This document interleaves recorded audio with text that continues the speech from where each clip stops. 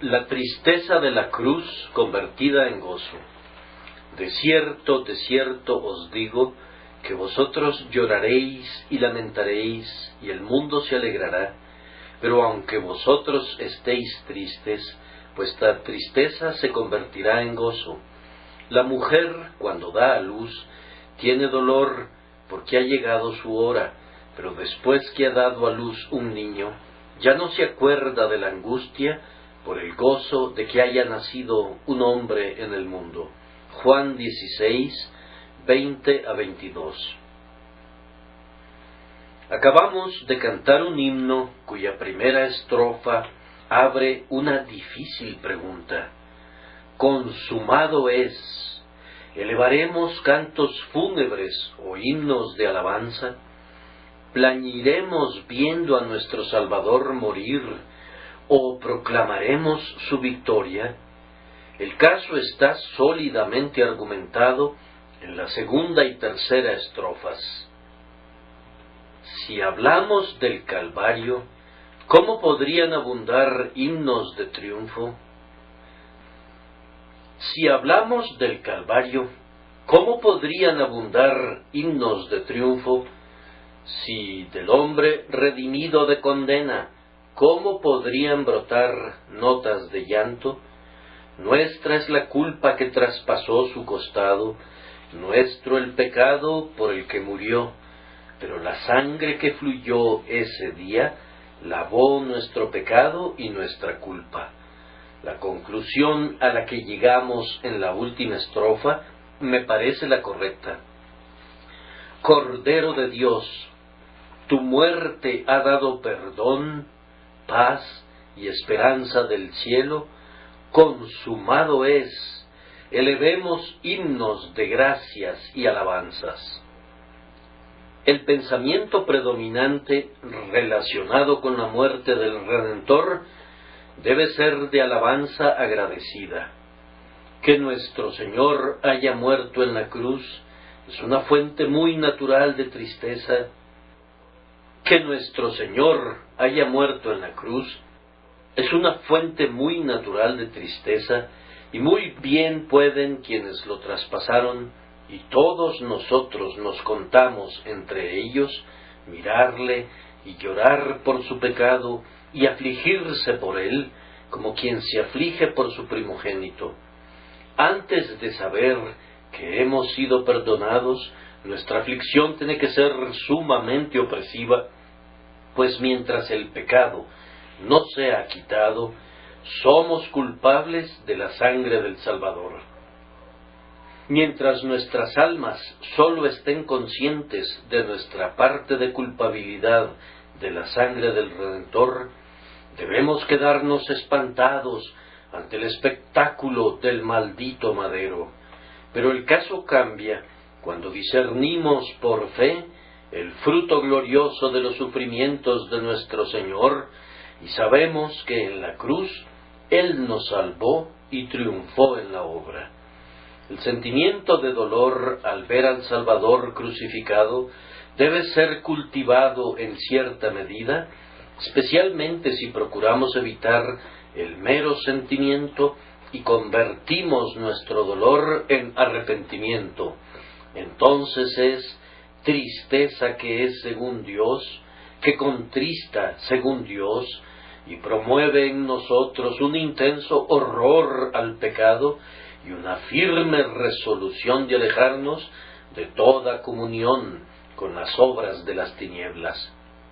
Por eso no condenamos a quienes predican frecuentemente acerca de los sufrimientos de nuestro Señor, con miras a provocar emociones de dolor en los corazones de sus oyentes, pues tales emociones tienen una influencia suavizante y santificante si van acompañadas de fe y son dirigidas por una sana sabiduría.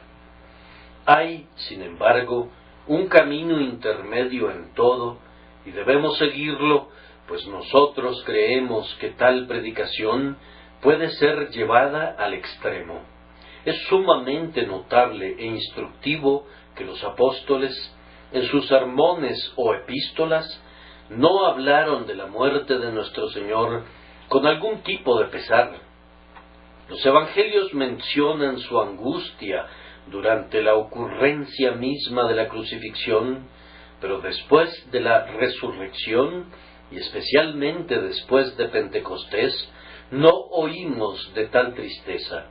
Si me limitara a los dichos y a los escritos de los apóstoles, difícilmente encontraría un pasaje en el que me pudiera basar para predicar un sermón sobre la tristeza por la muerte de Jesús. Por el contrario, hay muchas expresiones que tratan sobre la crucifixión en un espíritu de gozo exultante. Recuerden la tan conocida exclamación de Pablo: «Pero lejos esté de mí gloriarme, sino en la cruz de nuestro Señor Jesucristo».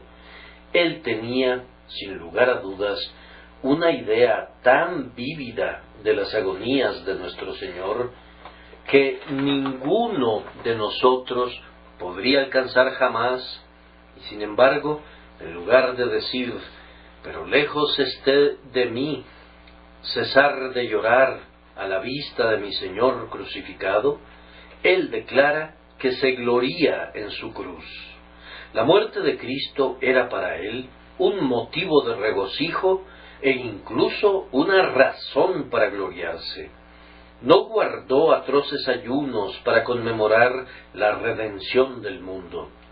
Observen muy bien la exaltada nota con la que habla de la muerte de nuestro Señor en la epístola a los Colosenses, anulando el acta de los decretos que había contra nosotros, que nos era contraria, quitándola de en medio y clavándola en la cruz, y despojando a los principados y a las potestades, los exhibió públicamente, triunfando sobre ellos en la cruz. Y cuando leen las epístolas de Juan, donde abunda naturalmente todo el sentimiento y la ternura, no escuchan ningún llanto ni lamento, sino que él habla de la sangre que purifica, que es el propio centro del grandioso sacrificio, de una manera tranquila, quieta y feliz, que está muy lejos del dolor explosivo y del derramamiento de lágrimas. Juan dice: si andamos en luz, como Él está en luz, tenemos comunión unos con otros, y la sangre de Jesucristo su Hijo nos limpia de todo pecado. Esta alusión a la sangre de la expiación sugiere más bien gozo y paz que tristeza y agonía. Este es Jesucristo, dice Juan, que vino mediante agua y sangre, no mediante agua solamente, sino mediante agua y sangre, y es, evidentemente para él, un tema de congratulación y deleite, más bien que un motivo de tristeza que viniera por sangre, así como por agua.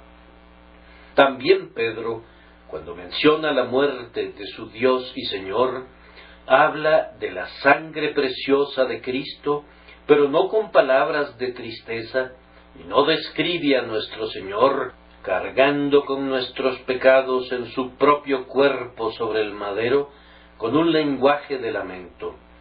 Él dice de quienes sufrieron por el Evangelio: gozaos por cuanto sois participantes de los padecimientos de Cristo. Ahora, si Él encuentra gozo en esos padecimientos nuestros que están en comunión con los padecimientos de Cristo, deduzco que, con mayor razón, encontraba una base para regocijarse en los padecimientos del propio Cristo.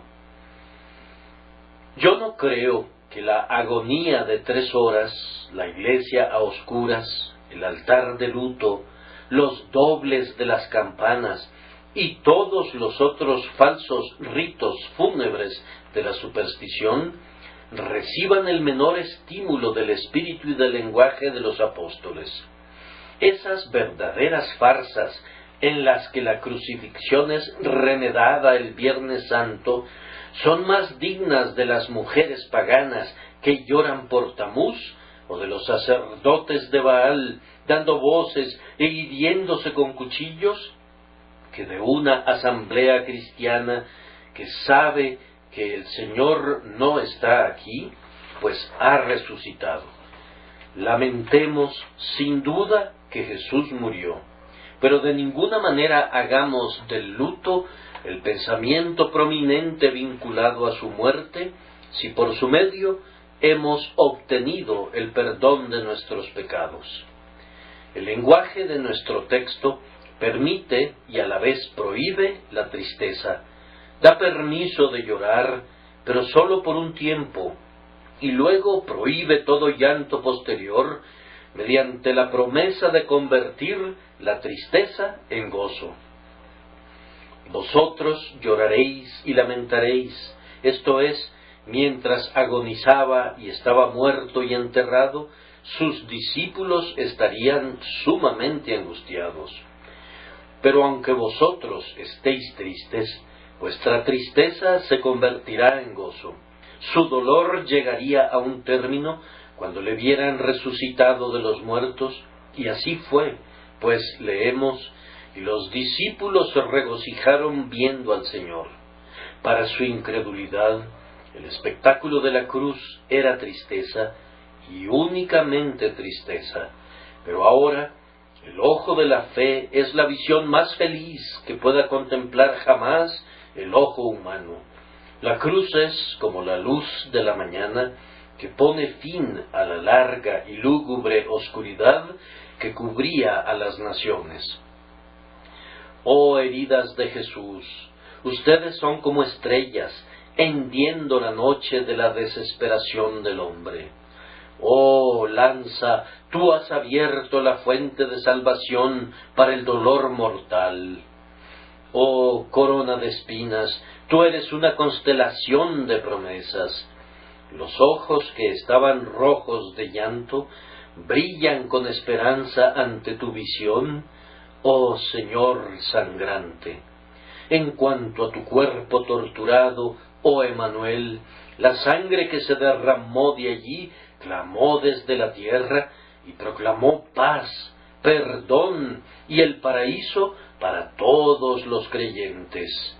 Tu cuerpo, oh divino Salvador, aunque fue depositado en la tumba en medio de las lágrimas de tus amigos, no está más en la tumba de José, pues tú has resucitado de los muertos, y encontramos en los himnos de resurrección y de ascensión un abundante solaz para las tristezas de tu muerte. Como una mujer a la que le nace un hijo, olvidamos el dolor por el gozo del glorioso nacimiento que la Iglesia y el mundo pueden ahora contemplar con el máximo deleite cuando miran a Jesús, el primogénito de entre los muertos. Ustedes adivinarán con facilidad que el tema para esta mañana es: ¿cuánto debemos afligirnos por la muerte de Jesús? ¿Y cuánto más se nos permite gozarnos en esa muerte? El primer punto será: la muerte de nuestro Señor fue y todavía es un tema de tristeza. Pero en segundo lugar, esa tristeza es transmutada en gozo. Después de haber meditado en estos dos puntos, vamos a considerar por un poco de tiempo un principio general que subyace a toda tristeza santa, así como esta forma particular de ella. Primero, entonces, la muerte de nuestro Señor fue y es un tema de tristeza. Quiero enfatizar que así fue, porque durante los 3 días que nuestro Salvador estuvo sepultado, había más motivo de tristeza del que puede haber ahora que Él ha resucitado. Primero que nada, para los discípulos, la muerte de Jesús fue la pérdida de su presencia personal. Era un gran deleite para esa pequeña familia tener siempre al Señor en medio de ellos como su Padre y su Maestro, y fue un gran dolor para ellos pensar que ya no oirían más su amante voz, ni atisbarían la sonrisa de su benéfico rostro. Acudir a él con todas sus preguntas, volar a él en cualquier momento de dificultad, recurrir a él en cada hora de tristeza, les producía indecibles consuelos. Felices eran los discípulos, felices de tener tal maestro siempre a su disposición, en comunión de amor con ellos, guiándolos mediante su ejemplo perfecto, animándolos con su gloriosa presencia, satisfaciendo todas sus necesidades y protegiéndolos de todo mal. Se sorprenden que sus corazones estuvieran angustiados ante el prospecto de su partida. Ellos sentían que serían como ovejas sin pastor, niños huérfanos separados de su mejor amigo y ayudador. Se sorprenden, pregunto, que lloraran y se lamentaran cuando la roca de su confianza, el deleite de sus ojos y la esperanza de sus almas les fue quitada. ¿Qué pensarían si el mejor amigo de ustedes en la tierra les fuera arrancado por una lamentable muerte? Ellos estaban tristes, no sólo por su propia pérdida personal por su partida, sino porque él mismo les era muy querido. No podían soportar que se fuera aquel en quien sus corazones centraban todo su afecto. Su tristeza demostraba que sus corazones eran leales a su amado y nunca estarían dispuestos a recibir a otro ocupante para que se sentara en el trono de sus afectos. Ellos lloraban y se lamentaban porque el Señor de su pecho había partido y su asiento quedaba vacío. No podían soportar la ausencia de su bienamado. Como la paloma desea con vehemencia a su compañera, así se lamentaban ellos por aquel amado de sus almas. ¿A quién tendrían en el cielo si Jesús se iba? Y fuera de él nada deseaban en la tierra. Habían enviudado y rehusaban ser consolados. Nada podía compensarles la ausencia de Jesús, pues Él era su todo en todo. Por su causa lo habían abandonado todo y le siguieron, y ahora no podían soportar perderlo y así perderlo todo. Ustedes que han perdido a sus seres más queridos y profundamente reverenciados, ¿serán capaces de adivinar qué tipo de tristeza llenaba los corazones de los discípulos cuando su amado les dijo que estaba a punto de partir de ellos y que no le verían por un tiempo? Esta lamentación era natural, y es natural que nosotros también sintamos algún pesar, porque nuestro Señor está lejos de nosotros ahora en cuanto a su presencia corporal, aunque confío que ya habremos aprendido a ver la conveniencia de su ausencia y que estamos tan satisfechos por ella que esperamos con paciencia y con quietud su próxima venida. Incrementaba grandemente la tristeza de los discípulos el hecho de que el mundo se alegraría cuando el Señor hubiese partido. El mundo se alegrará. Sus enconados enemigos lo llevarían apresuradamente al banquillo de los acusados de Pilato y triunfarían cuando forzaran una renuente sentencia de ese gobernante servidor de lo temporal. Se alegrarían al verle cargando su cruz a lo largo de la vía dolorosa. Estarían alrededor de la cruz y se burlarían con sus crueles miradas y con sus denigrantes expresiones. Y cuando muriese dirían: este impostor no podrá hablar más. Hemos triunfado sobre quien menospreció nuestras pretensiones y nos expuso delante del pueblo. Ellos pensaron que habían apagado la luz que había comprobado ser dolorosa para sus ojos entenebrecidos, y por tanto se alegraron, y por causa de su alegría creció el torrente de la tristeza de los discípulos. Hermanos, ustedes saben, cuando experimentan dolor o están sumidos en la tristeza, cuán amarga es la risa burlona de un adversario que se exulta por su abatimiento y experimenta júbilo por sus lágrimas. Esto provocaba dolor por la muerte de su Señor. ¿Por qué habrían de regocijarse por su causa los malvados? ¿Por qué el insolente fariseo y el sacerdote habrían de insultar su cadáver? Esto restregaba sal en las heridas de los abatidos discípulos e inyectaba una doble dosis de hiel y ajenjo en la copa que ya era lo suficientemente amarga. Por tanto, no se sorprendan porque los discípulos lloraron y se lamentaron cuando manos malvadas mataron a su Señor.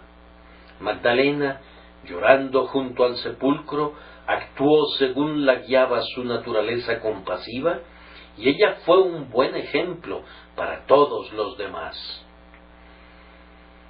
Había otro elemento que los impulsaba a estar tristes, y era que su muerte fue durante un tiempo la frustración de todas sus esperanzas.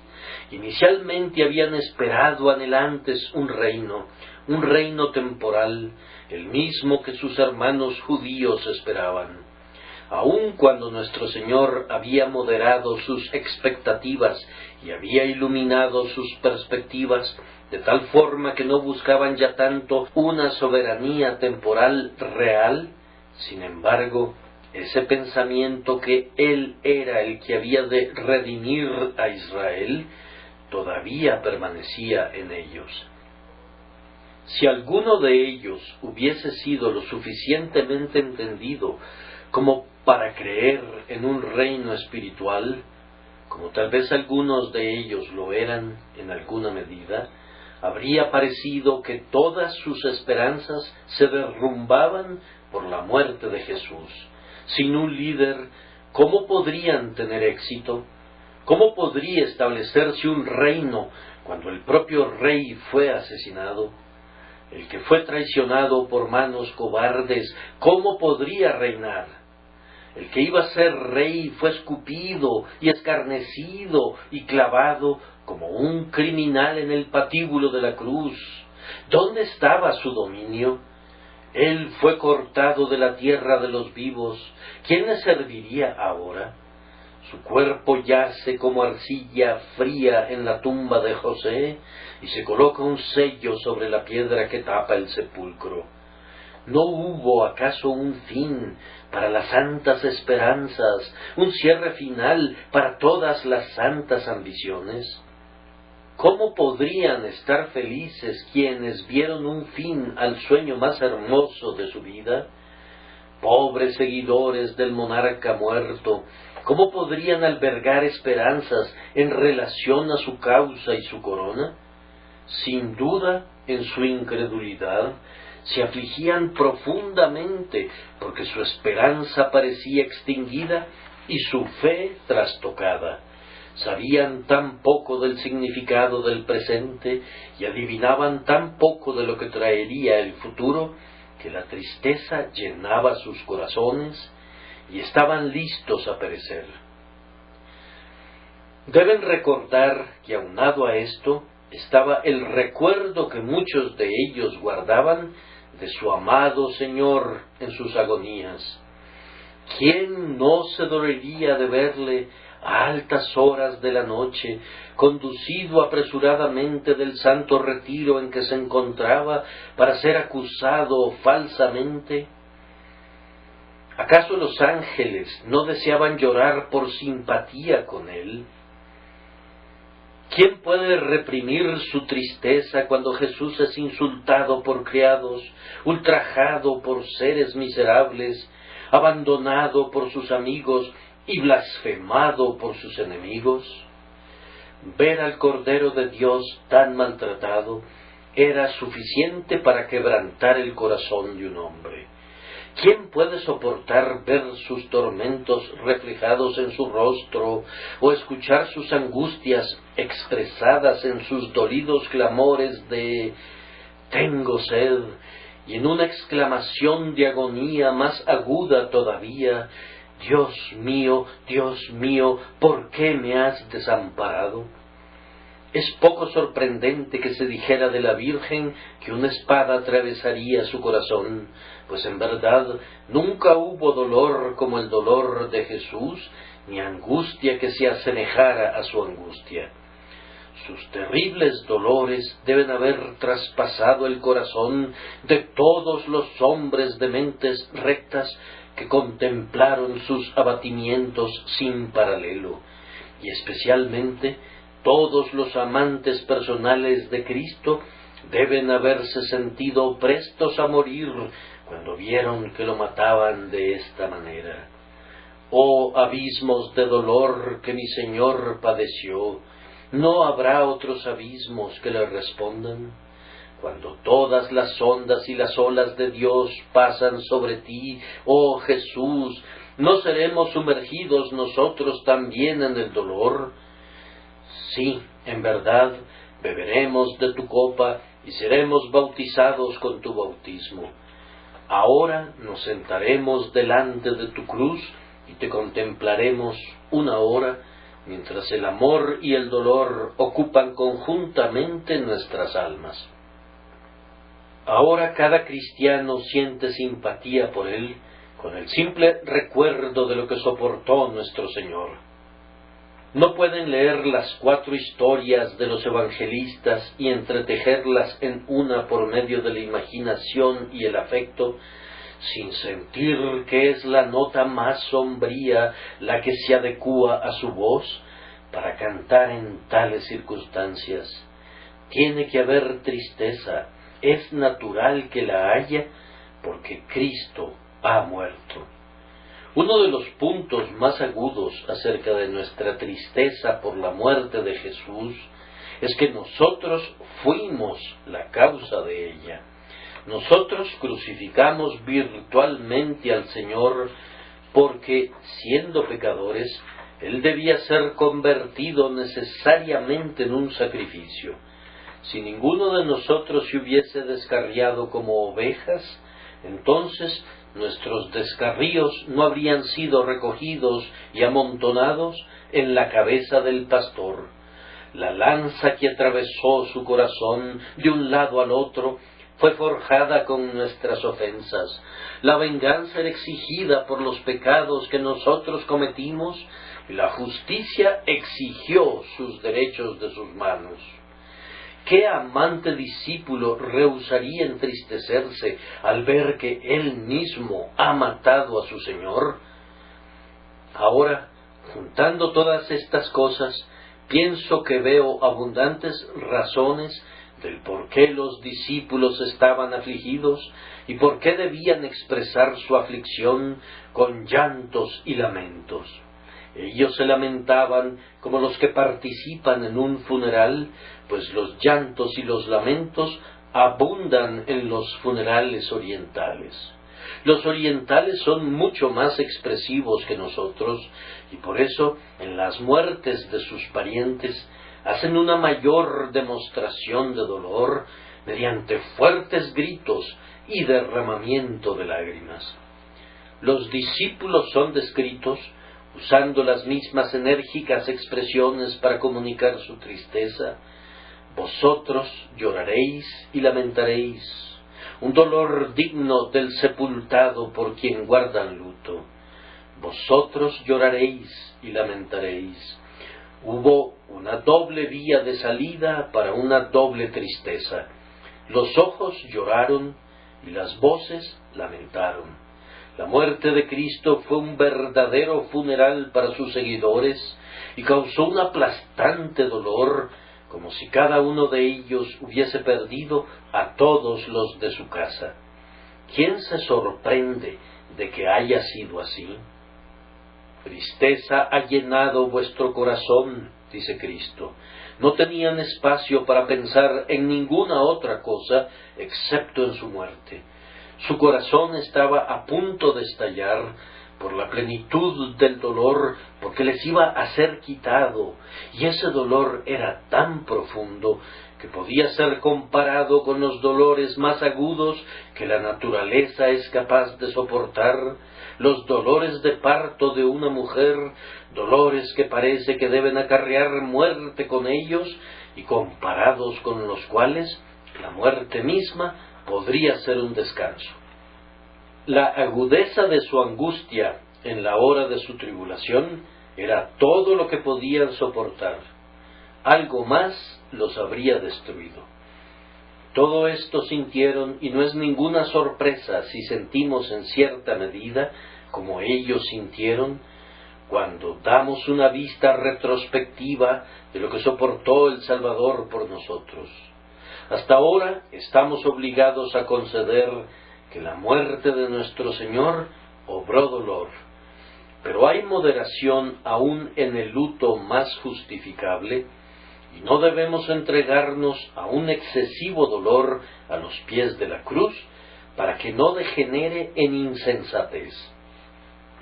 Ahora, en segundo lugar, la verdad enseñada expresamente en el texto es que esta tristeza es convertida en gozo. Vuestra tristeza se convertirá en gozo, no intercambiada por gozo, sino realmente transmutada, de tal forma que el dolor se convierte en gozo, la causa de dolor se convierte en la fuente de regocijo. Comiencen con lo que dije que era un punto muy agudo de este dolor, y verán de inmediato cómo es convertido en gozo. Que Jesucristo murió por nuestros pecados es causa de un dolor agudo. Lamentamos que nuestros crímenes se convirtieran en los clavos y nuestra incredulidad en la lanza, y sin embargo, hermanos míos, este es el mayor gozo de todos. Si cada uno de nosotros puede decir, Él me amó y se entregó por mí, somos verdaderamente felices.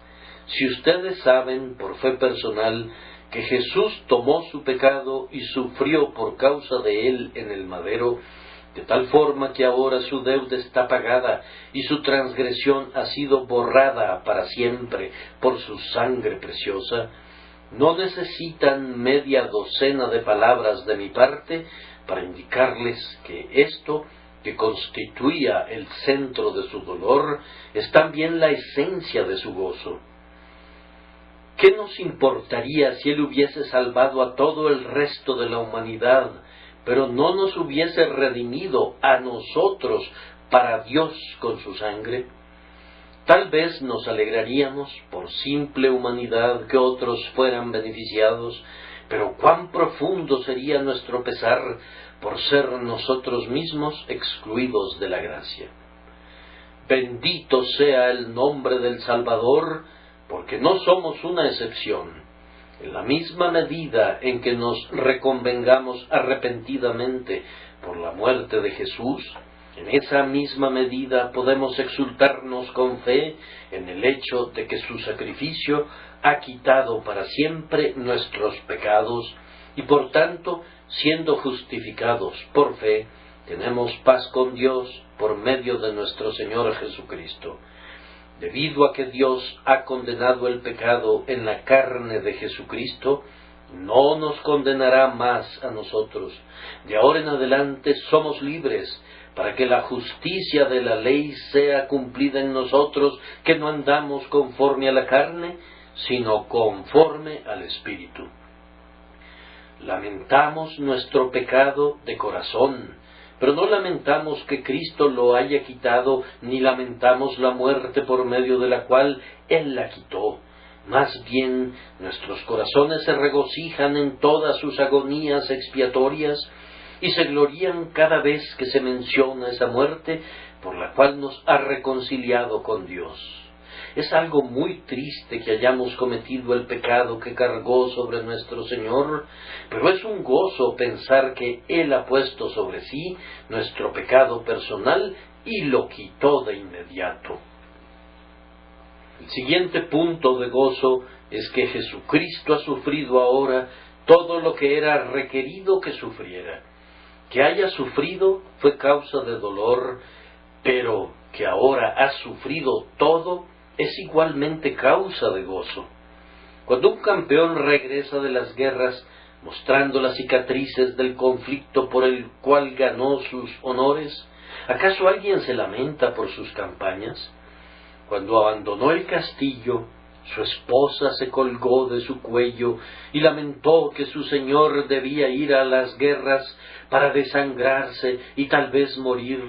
Pero cuando regresa con resonante trompeta y el estandarte levantado en alto, trayendo sus trofeos con él, honrado y exaltado en razón de sus victorias en muchas tierras, ¿acaso sus más íntimos amigos lamentan sus arduas labores y sus sufrimientos?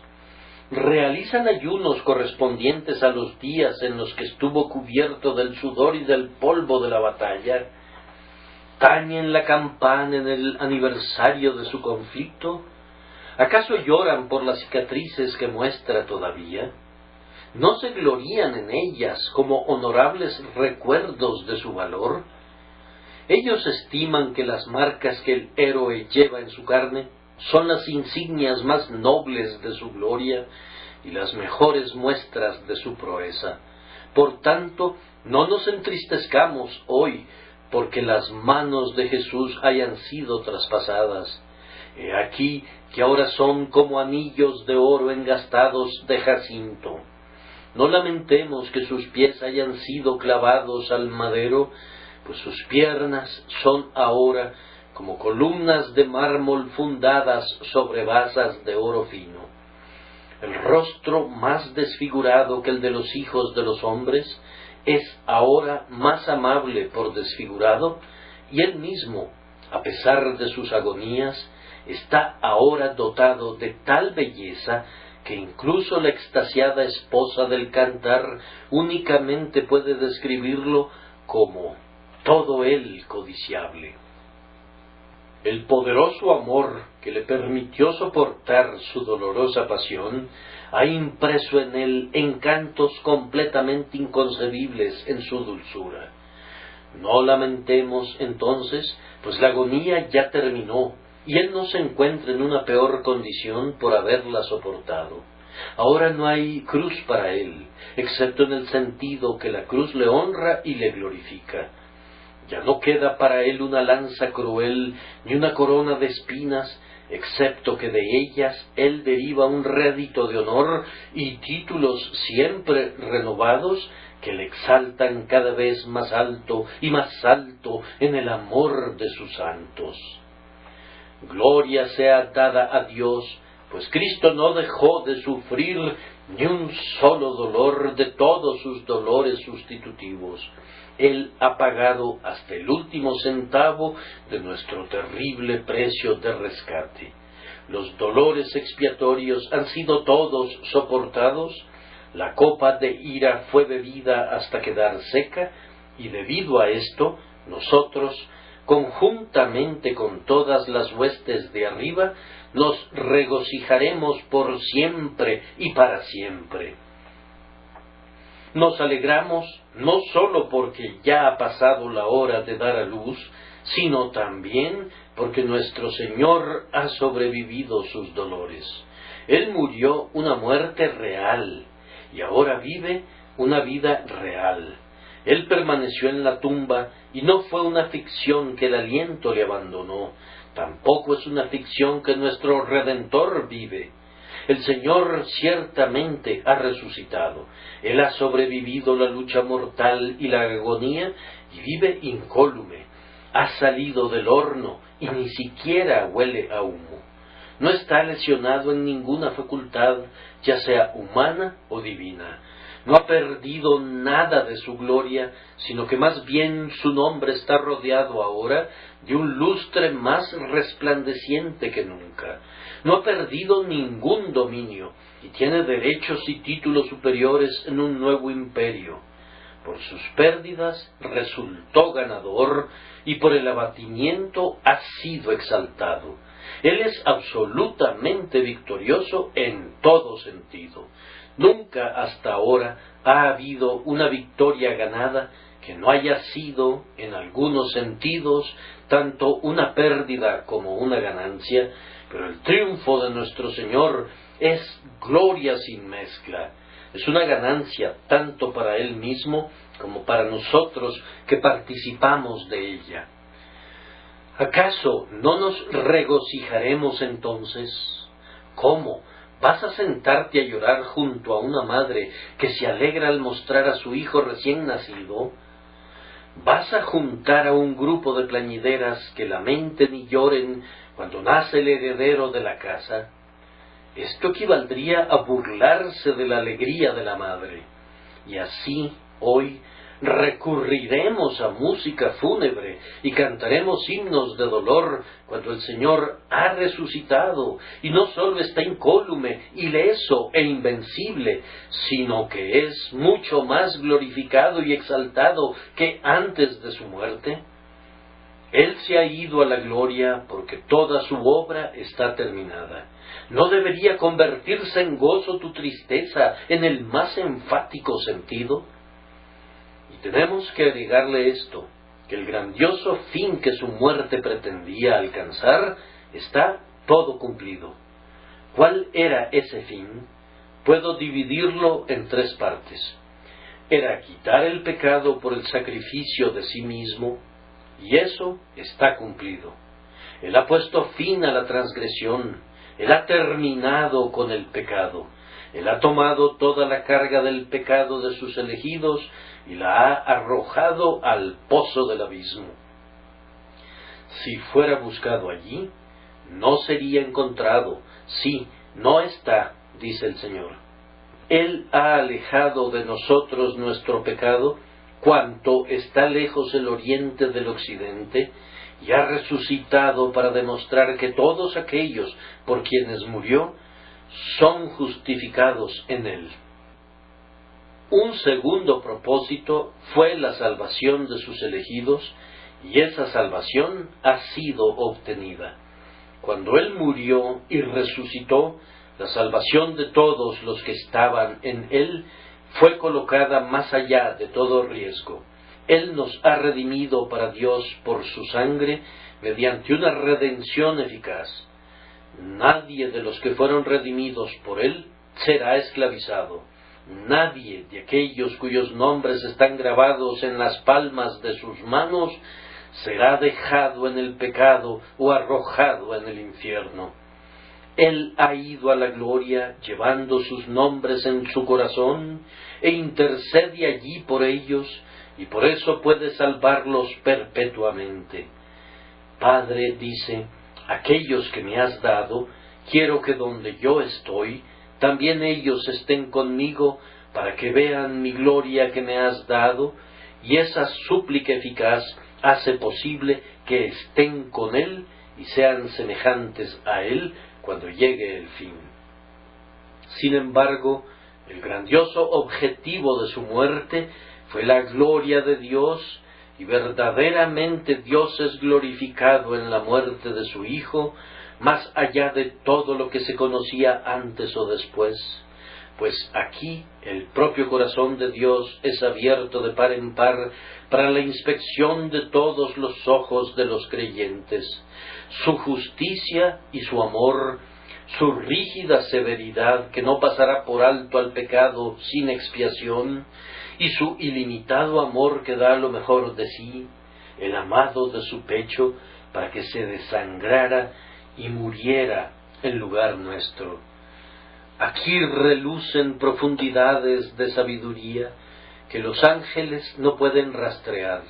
El rango más alto de los querubines se pierde todavía en sorprendida mirada. Sí, oh Cristo de Dios, consumado es. Has hecho todo lo que tenías la intención de hacer, todo el designio completo ha sido cumplido, ni un solo propósito ha fallado, ni siquiera una parte de algún propósito ha dejado de cumplirse, y por tanto, ¿no deberíamos regocijarnos? El niño ha nacido. ¿No nos alegraremos? El trabajo de parto habría sido un tema de gran dolor si la madre hubiera muerto o el niño hubiese perecido en el nacimiento. Pero ahora que todo terminó y todo está bien, ¿por qué deberíamos recordar la angustia por más tiempo? Jesús vive y su gran salvación alegra a los hijos de los hombres. ¿Por qué habríamos de pulsar la cuerda de luto y lamentarnos angustiosamente como palomas? No, toquen el clarín, pues la batalla ha sido peleada y la victoria ha sido obtenida para siempre. ¡Victoria! ¡Victoria! ¡Victoria! Su propia diestra y su brazo santo le han obtenido la victoria. Aunque el campeón murió en el conflicto, sin embargo, en su muerte él mató a la muerte y destruyó a quien tenía el poder de la muerte, esto es, el diablo. Nuestro glorioso campeón se ha levantado de su caída, pues era imposible que fuese retenido por los lazos de la muerte. Él ha matado a sus enemigos, pero en cuanto a él mismo, se ha levantado del sepulcro, ha surgido como del corazón del mar. Gocémonos como lo hizo Israel junto al mar rojo, cuando el faraón fue vencido. Con pandero y danza canten al Señor las hijas de Israel, pues Él ha triunfado gloriosamente y ha destruido completamente a todos nuestros adversarios. Todavía no habremos completado esta obra de convertir la tristeza en gozo, mientras no observemos que ahora las mayores bendiciones posibles se acumulan sobre nosotros porque Él fue hecho maldición por nosotros. A través de su muerte viene el perdón, la reconciliación, el acceso, la aceptación. Su sangre habla mejor que la de Abel e invoca todas las bendiciones del cielo sobre nuestras cabezas. Pero Jesús no está muerto, Él resucitó, y esa resurrección trae justificación y la carta de seguridad de su perpetua intercesión en el cielo. Nos trae su presencia representativa en la gloria y la preparación de todas las cosas para que estén listas para nosotros en las muchas mansiones. Nos trae una participación en toda potestad que le es dada en el cielo y en la tierra, en cuya fuerza nos ordena que vayamos y enseñemos a todas las naciones, bautizándolas en su nombre sagrado. Amados, Pentecostés viene a nosotros porque Jesús partió de nosotros. Los dones del Espíritu Santo, dones que iluminan, consuelan, reviven, el poder para proclamar la palabra y el poder que acompaña esa palabra, todo eso nos ha llegado porque ya no está más con nosotros, pues ha pasado a través de las regiones de los muertos para recibir su corona.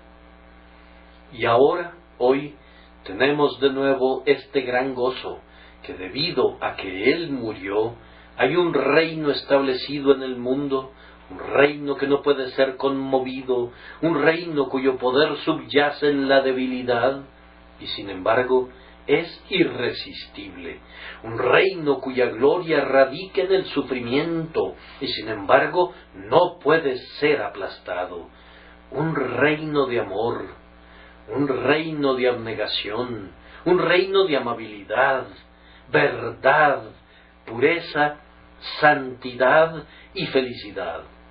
Jesús lleva la púrpura imperial de un reino en el que Dios ama a los hombres y los hombres aman a Dios. Habiendo demostrado ser el príncipe del amor que se inmola, Él es justamente exaltado al trono en medio de las aclamaciones de todos sus santos. Su reino, informe como parece a los ojos carnales, como una piedra excavada de un monte sin el uso de las manos, hará pedazos, sin embargo, a todos los reinos de este mundo en el tiempo señalado, y abarcará toda la tierra. Su reino crecerá y se extenderá a partir de un puñado de grano en las cumbres de los montes, y su fruto hará ruido como el Líbano. Un reino que incluirá todos los rangos y condiciones de hombres, hombres de todos los colores, de todas las tierras y naciones, circundando a todos de la misma manera que el océano rodea las muchas tierras.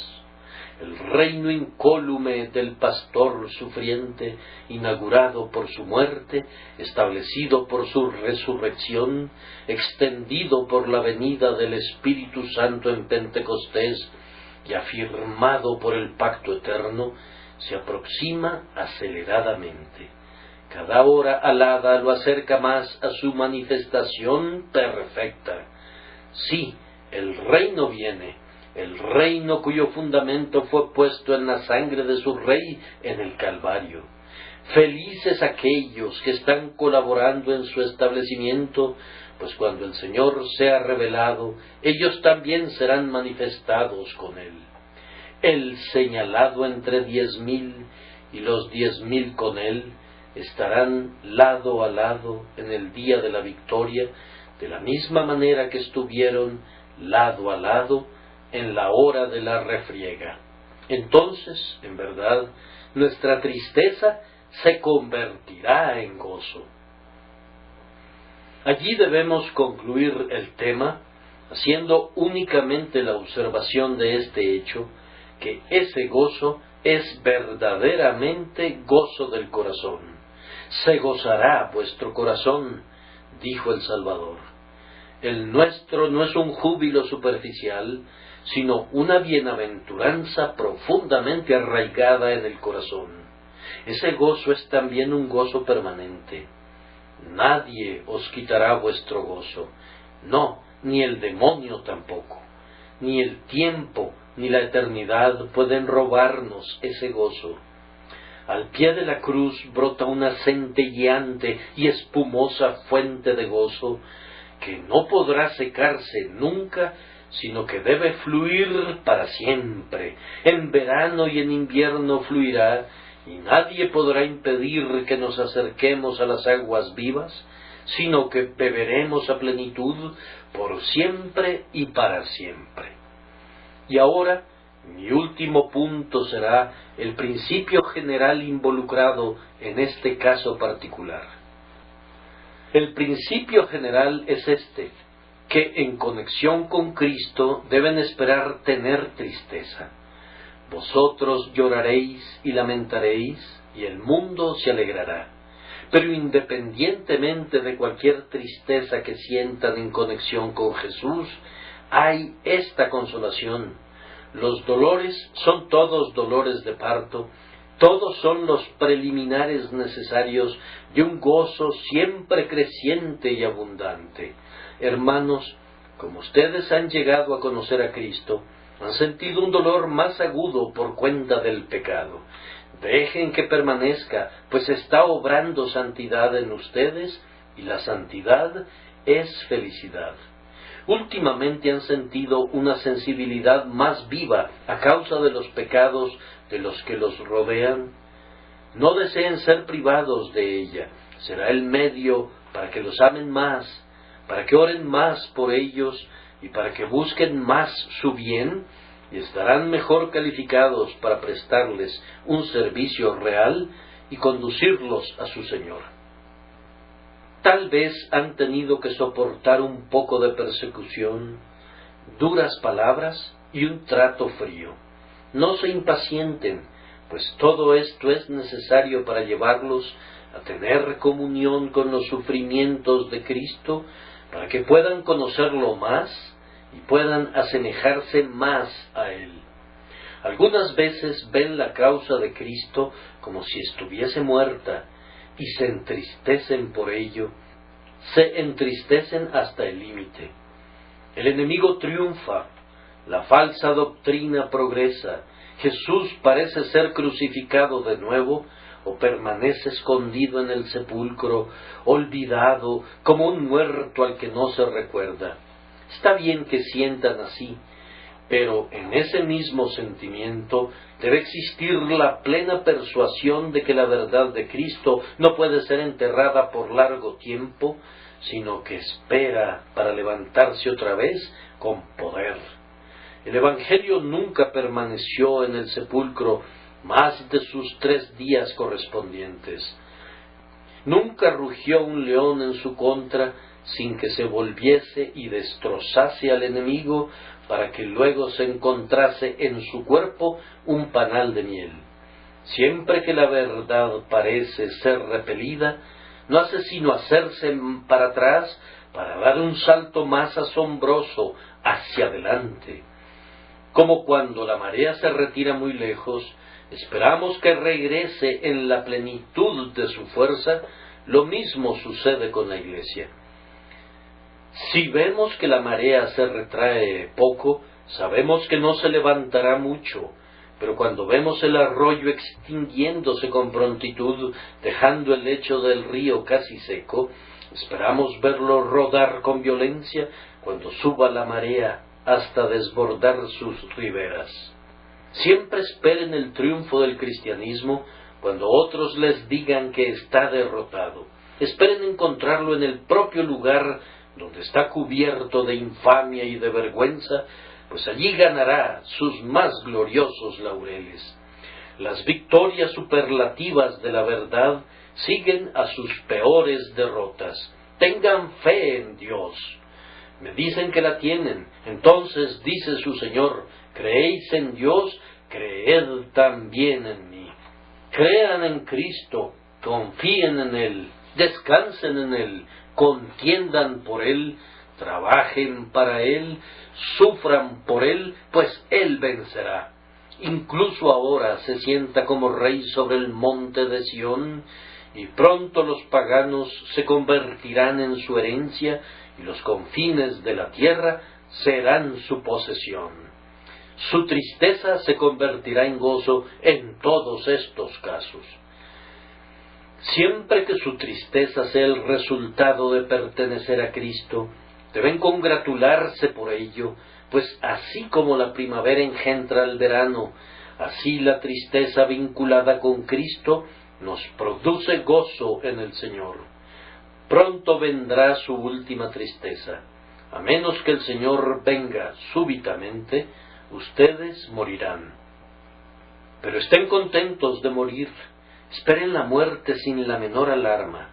La muerte es la puerta del gozo sin fin. ¿Y tendremos temor de entrar allí? No. Si Jesús está con ustedes, enfrenten la muerte gozosamente, pues morir es romper las ataduras de esta muerte que nos rodea por todas partes y entrar en la verdadera vida de libertad y bienaventuranza. Incluso en el fin, la tristeza equivaldrá para ustedes a los dolores del alumbramiento de su gozo. Lleven ese pensamiento con ustedes y siempre estén alegres. Con una observación termino. No voy a reflexionar sobre ella, sino que la dejaré para que se quede en la memoria de quienes tengan que ver con ella. La presento a las mentes de todos aquellos que no son creyentes en Cristo. ¿Se fijaron que el Señor dice: vosotros lloraréis y lamentaréis, y el mundo se alegrará? Pero aunque vosotros estéis tristes, vuestra tristeza se convertirá en gozo. Ahora, ¿qué está implicado allí para completar la frase? Pues bien, que la alegría del mundo se convertirá en tristeza. Así será. No hay ningún placer que goce el impío cuando se entrega al pecado, que no se cuaje en dolor y se convierta en tristeza para siempre. pueden estar seguros de que el vino de la transgresión se tornará amargo hasta convertirse en el vinagre del atenazante remordimiento que disolverá el alma del rebelde. Las chispas que ahora te deleitan prenderán las llamas de tu eterna condenación. Cada pecado, aunque parezca dulce cuando es como un higo verde, se convierte en la amargura misma cuando llega a su madurez. ¡Ay de ustedes que se ríen ahora, pues llorarán y se lamentarán! ¡Ay de ustedes que ahora se regocijan en el pecado, pues crujirán sus dientes y llorarán y gemirán por causa de ese mismo Cristo que ahora rechazan! Todas las cosas serán trastornadas. Bienaventurados los que lloran ahora, porque ellos recibirán consolación. Pero ay de ustedes que están hartos hoy, pues tendrán hambre. El sol pronto se pondrá para ustedes que se gozan en el pecado. Una tristeza como una densa nube está descendiendo ahora para cubrirles eternamente con sus hórridas tinieblas. De esa nube saltarán fogonazos de eterna justicia y repicarán los truenos de la justa condenación. Sobre los malos hará llover calamidades, fuego, azufre y viento abrasador será la porción del cáliz de ellos. Que el Señor les libre de tal condenación, llevándolos ahora a someterse a Jesús y a creer en su nombre. Que nos conceda esta oración por medio de Jesús. Amén.